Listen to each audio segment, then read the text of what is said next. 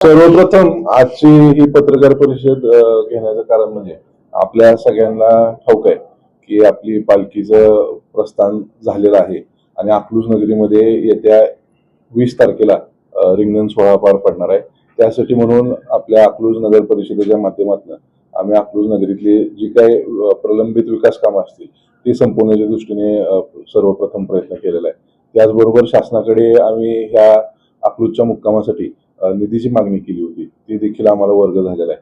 त्यामध्ये जवळपास 45 लाख रुपयाचा मुर्मीकरणाचं काम, त्याचबरोबर 10 लाख रुपये खड्डे बुजवण्यासाठीचं काम असेल, त्याचबरोबर आरोग्य विभाग आणि स्वच्छता विभागासाठी देखील जवळपास 25 लाख रुपयाचा निधी हा शासनाकडनं वर्ग झालेला आहे आणि त्याची कामं आम्ही अकलूजमध्ये सुरू केलेली आहे. येत्या 15 तारखेपर्यंत आम्ही ही सगळी कामं संपवून वारीच्या निमित्ताने सगळी तयारी केली आहे.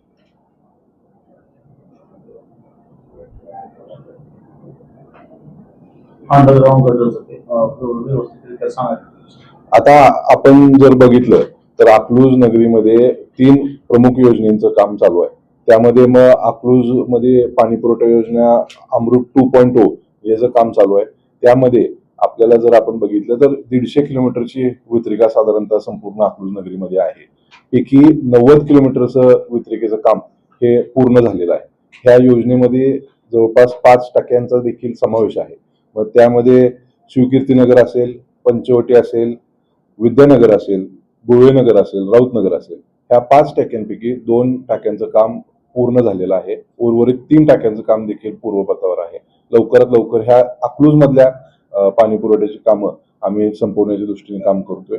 त्याचबरोबर जे बॅलन्सिंग टँकचं काम आहे त्याची देखील आम्ही सुरुवात केली आहे आणि ह्या योजनेच्या माध्यमातून मी निश्चितप्रमाणे सांगतो की आमच्या सगळ्यांचे मार्गदर्शक आदरणीय विजयसिंह मोहिते पाटलांची खऱ्या अर्थाने ही इच्छा होती की 77 मैलापासून आपला जो विजुरीचा तळ आहे ह्या 10.5 किलोमीटरचं पाईपलाईन व्हावी, जेणेकरून 12 मै अकलूज नगरपालिकेला पाणी मिळण्याचं सोपं होईल. ह्या पूर्वीची पद्धत जर आपण बघितली तर आम्ही कॅनलनी पाणी घ्यायचो आणि कॅनलनी पाणी पोचूस तोपर्यंत 2-3 दिवसाचा अवधी जायचा, त्यामध्ये वॉटरचे लॉसेस व्हायचे. परंतु ही वितरिका झाल्यानंतर 77 मैलावरनं विजुरीच्या तळ्यामध्ये आम्ही 12 मै पाणी घेऊ शकू आणि निश्चितप्रमाणे त्याचा मोठ्या प्रमाणात फायदा नागरिकांना होणार आहे.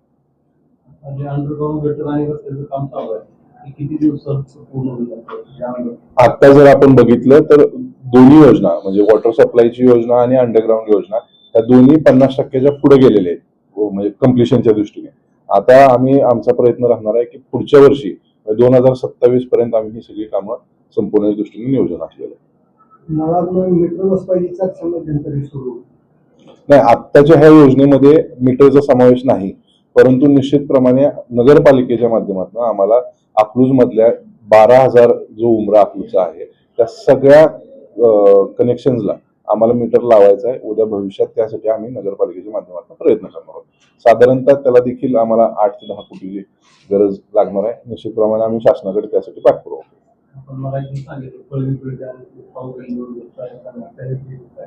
आपण आज जर बघितलं तर पथ विक्रेते अकलूजमध्ये मोठ्या प्रमाणात आहेत. गाड्यांचं प्रमाण मोठ्या प्रमाणात अकलूजमध्ये आहे. त्यासाठी जर आपण पुणे किंवा इतर महानगरपालिकांच्या ठिकाणी जर बघितलं तर सगळ्यांना एकत्रितरित्या हॉकर सगळे एकत्र बसवणं आणि त्यांचा व्यापार जास्त होईल आणि नागरिकांना देखील स्वच्छता त्या निमित्ताने मिळेल, त्यासाठीचा आमचा प्रयत्न आहे. अकलूज नगरपालिकेच्या माध्यमातून आम्ही योग्य जमीन हुडकतोय, जेणेकरून फळ मार्केट आणि हे पथ विक्रेते ह्या दोघांसाठी एका ठिकाणी आम्हाला चांगलं सुसज्ज असं मार्केट उभारायचंय. त्यासाठी आमचा प्रयत्न चालू आहे. संतश्रेष्ठ तुकाराम महाराजांची पालखी अकलूजमध्ये त्या अनुषंगाने दरवर्षीप्रमाणे अकलूजमध्ये काही ठिकाणी आश्रमास जागा आपण क्लिअर करतो. यावर्षी तसं काही नियोजन आहे का आणि ज्यांनी अतिक्रमण केलेलं आहे त्यांना पर्याय काही जागा देणार आहेत का? नाही, सध्या जिल्हा प्रशासनाच्या माध्यमातून म्हणजे कलेक्टर ऑफिस, SP ऑफिस हे सगळ्यांच्याच आता अकलूजमध्ये दौरे चालू झालेले आहेत. निश्चितप्रमाणे कलेक्टर ऑफिसच्या ज्या काही सूचना येतील त्या इथं पालन करण्यासंदर्भात सीओला देखील त्यांनी सूचना केलेल्या आहेत. जर तशी काही प्रकरणं आढळून आली तर आम्ही त्याच्यावर निश्चितप्रमाणे कारवाई करू.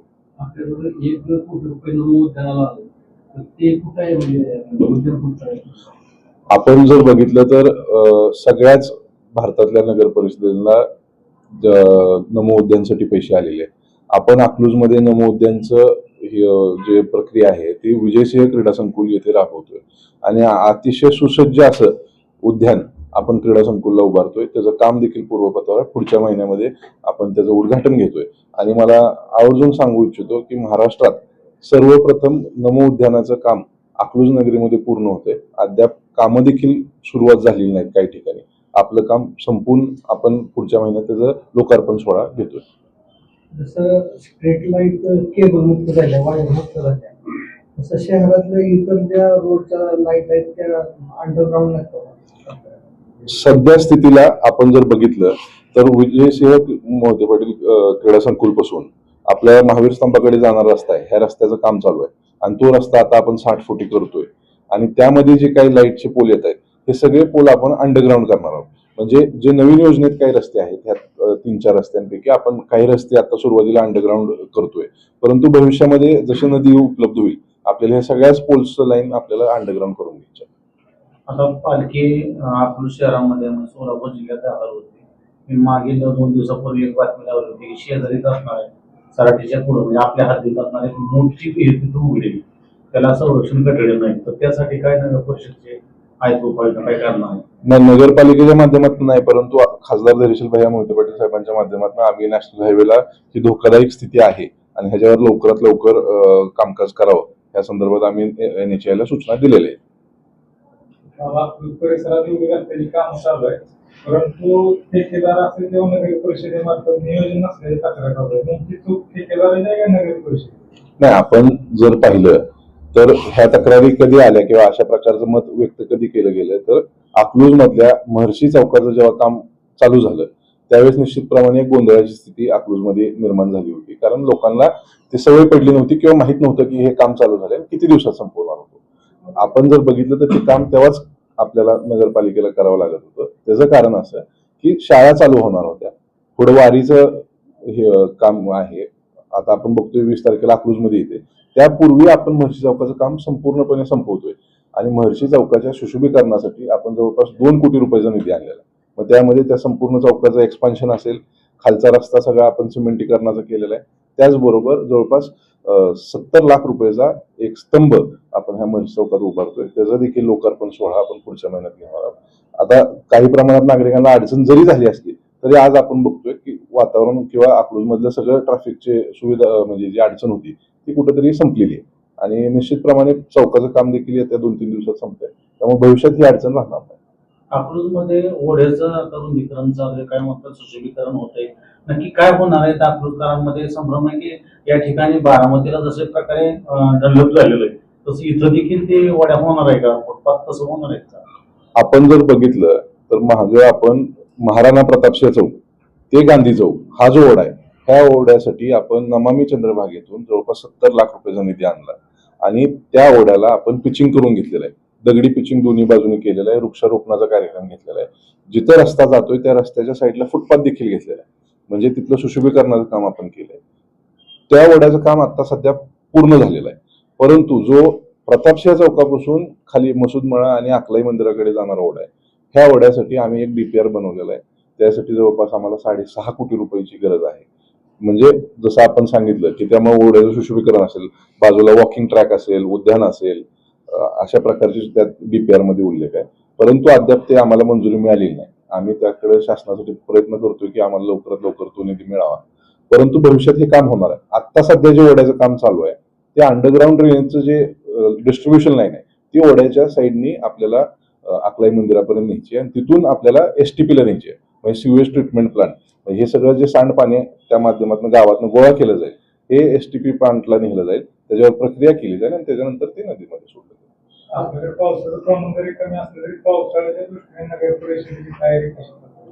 आपण बघितलं तर वार्षिक आपलं जे स्वच्छतेचं काम असतं ते नगरपालिकेने हाती घेतलेलं आहे, पूर्वपथावर आहे आणि पावसापूर्वी अकलूजमधल्या सगळ्या गटरी स्वच्छ करण्याचे आदेश आम्ही CO साहेबांना दिलेले आहेत. जयसिंह चौक ते मसूदमळा हा रस्ता नगर परिषदेकडे वळला जाणार आहे.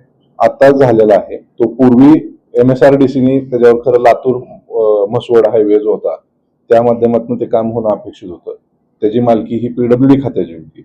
आता आम्ही तो रस्ता अकलूज नगर परिषदेकडे वर्ग केलेला आहे आणि त्यासाठी देखील तो रस्ता म्हणजे जयसिंह चौक ते कर्मवीर चौक हा पूर्ण रस्ता आम्हाला चौपदरी सिमेंटचा करायचा आहे.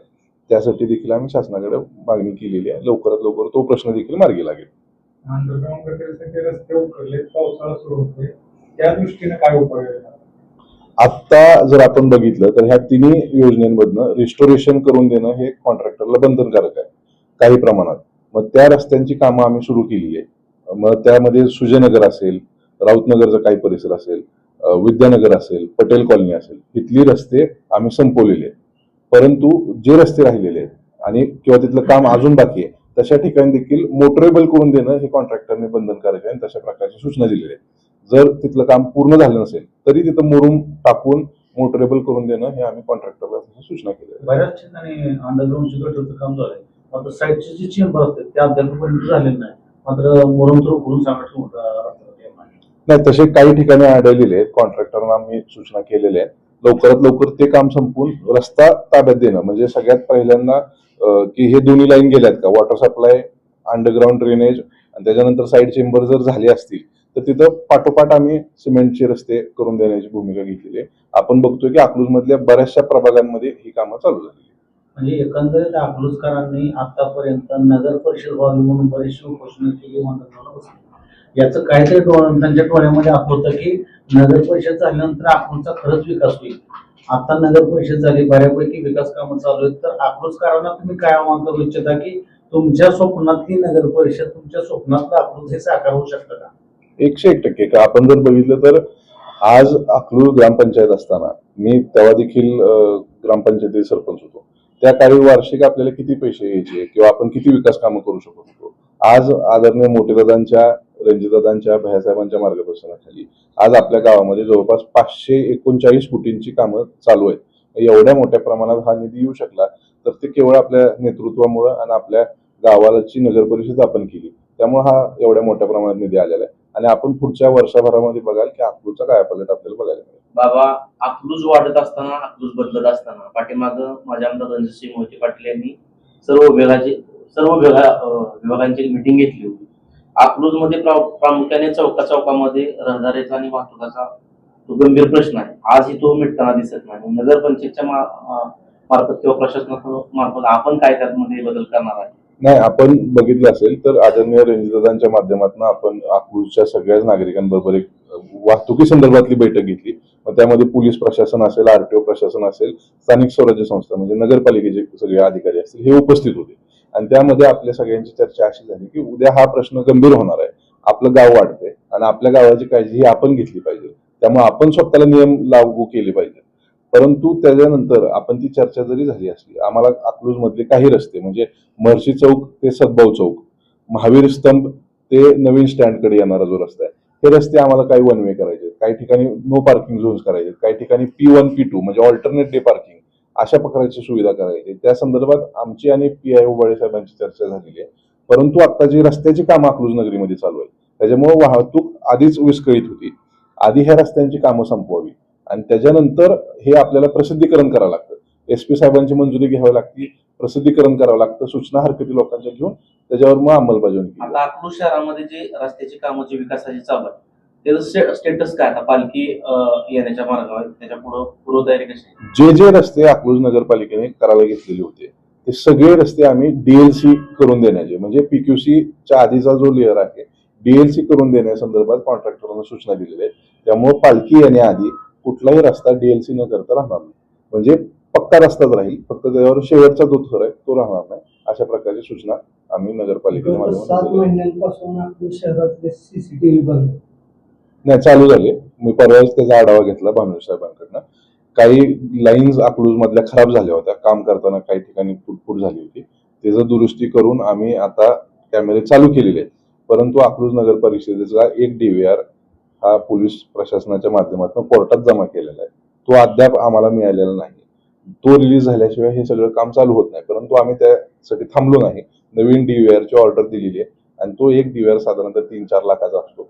हा वारंवार खर्च नगरपालिकेला होऊ नये आणि हा DVR घेऊन तुम्ही एव्हिडन्स म्हणून कुठं सबमिट करू नका. त्यातनं जे काय हवं आहे ते घेऊन तुम्ही तिथं सबमिट केलं पाहिजे. अख्खा DVR सबमिट केला तर इथं गावाचं सगळी जी यंत्रणा आहे सिक्युरिटीची ती थांबते आणि हे खऱ्या अर्थाने पोलीस प्रशासनाकडनं महागात चूक झालेली आहे. आम्ही त्यांना विनंती केली की इथून पुढं जर आपल्याला कुठला एव्हिडन्स हवा असेल तर तो USB मध्ये घेऊन आपण कोर्टात सादर करावा.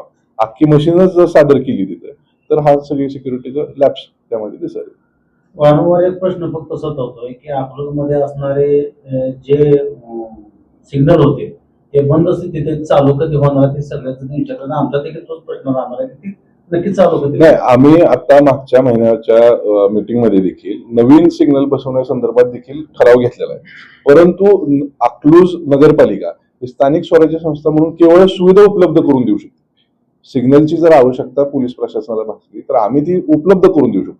परंतु त्या यंत्रणेचा वापर करण्याचं काम खऱ्या अर्थाने पोलीस प्रशासनाचं आहे. आम्ही त्यांना विनंती करतोय, आदरणीय दादा भयांनी पण त्यांना विनंती केलेली आहे.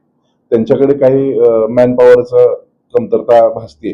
त्यांना आम्ही सांगितले आम्ही देखील आपल्याला सहाय्य करू. नगरपालिकेकडनं जर आपल्याला होमगार्ड लागत असतील तर आम्ही त्याचे काही ते मोबदला भरून आपल्याला मदत करू. परंतु अकलूजच्या वाहतुकीवर आपण लक्ष घालावं आणि निश्चितप्रमाणे आता ह्या रस्त्यांची कामं झाल्यानंतर पोलीस प्रशासन आणि नगरपालिका एकत्रित बसून ह्याच्यावरचं निर्णय घेईल.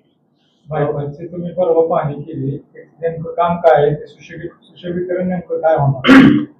आपण आदरणीय रणजितसिंह मोहिते पाटील साहेब आणि भयांच्या मार्गदर्शनाखाली जयसिंह चौकापासून प्रतापसिंह चौकापर्यंत सेंट्रल रोड फंड मधून जवळपास 17 कोटी रुपये मंजूर केलेले आहेत. त्यामध्ये अकलूज बायपासला आपण 2 मीटरने रस्ता वाढवतोय, डांबरीकरण त्याचं वाढणार आहे आणि त्याच्यानंतर जी झाडाची पट्टी आहे तिथं आपण 2.5 मीटरचा फुटपाथ घेतोय आणि जी ओपन गटर होती ती सगळी आता आपण अंडरग्राऊंड गटर केलेली आहे. त्याचबरोबर संपूर्ण बायपासला युटिलिटी लाईन टाकलेली आहे. म्हणजे भविष्यामध्ये आपण भोसले साहेबांनी जसा प्रश्न विचारला की अंडरग्राऊंड जर करायला लागले लाईट्स तर काय करायचं, तर त्याची सुविधा आता आपण करून ठेवलेली आहे. भविष्यामध्ये कुठलाही वाढीव खर्च न करता आपल्याला ते अंडरग्राऊंड करता येईल आणि ह्याचं काम देखील जवळपास 2 ते 3 महिन्यामध्ये पूर्ण होईल. मग त्यात CRF मध्ये आपण जयसिंह चौक ते प्रतापसिंह चौकाचं सुशोभीकरण, रोड वाइंडिंग, महर्षी चौकाचं सुशोभीकरण असं आपण घेतलेलं आहे. शेवटचा प्रश्न, पालखी येते, विकास कामं चालू आहेत, अकलूजकरांना त्रास होऊ नये, त्या अकलूजकरांना काय आव्हान असेल त्या दोन्ही दृष्टिकोनातून? मी निश्चितप्रमाणे अकलूजच्या नागरिकांना विनंती करेल की एक मोठा सोहळा आपल्या अकलूजमध्ये दरवर्षीप्रमाणे पार पडतोय आणि अकलूजकर नेहमीच इच्छुक असतात, उत्सुक असतात त्या सगळ्या सणाला सामोरे जाण्यासाठी. आपण सगळ्यांनी प्रशासनाला सहकार्य करावं आणि ह्या वारीचं मोठ्या प्रमाणात स्वागत करण्यासाठी सहकार्य